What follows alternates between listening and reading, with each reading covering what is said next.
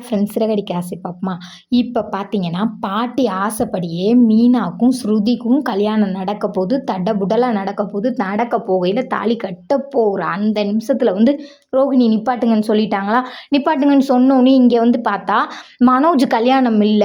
அப்ப ரோகிணிக்கும் மீனாக்கும் தனித்தனியா கல்யாணம் ஆகுதுன்னு அத தெரிஞ்சுக்கிட்ட ரோகிணி என்ன நினைக்கிறாங்கன்னா, இவங்க பாட்டி விறுவிறுன்னு ஓடி வந்து, "என்ன நடக்குது இங்க?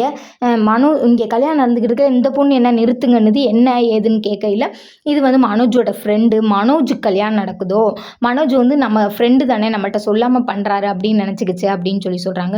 அப்ப இந்த பொண்ணு நல்ல பொண்ணா தானே இருக்கு, அப்ப வேணா மனோஜுக்கு இந்த பொண்ணையே கட்டி வச்சுருவோம் அப்படின்னு சொல்றாங்க.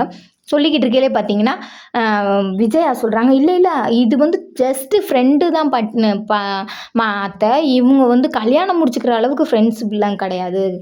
2 பேத்துக்கும் ரிலேஷன்ஷிப் கிடையாது." அப்படின்னு சொல்றாங்க. அப்புறம் பார்த்தீங்கன்னா, எல்லாரும் சொல்லி பாட்டிக்கு ஓரளவுக்கு புரிய வச்சு வச்சிடுறாங்க. சரி, ஃப்ரெண்டு கல்யாணம் தானே, அந்த பொண்ணு பார்த்துட்டு போட்டும் அப்படின்னு சொல்றாங்க. சரின்னு சொல்லி ரோஹிணியும் உள்ளேயே உட்காந்து கல்யாணத்தை பார்க்குறாங்க. பார்த்த உடனே, "கிளம்புடி கிளம்புறியா இல்லையா?" அப்படின்னு சொல்லி விஜயா சொல்றாங்க. "ஏன் போட்டு அந்த பொண்ணை அவ்வளோ டார்ச்சர் பண்ற?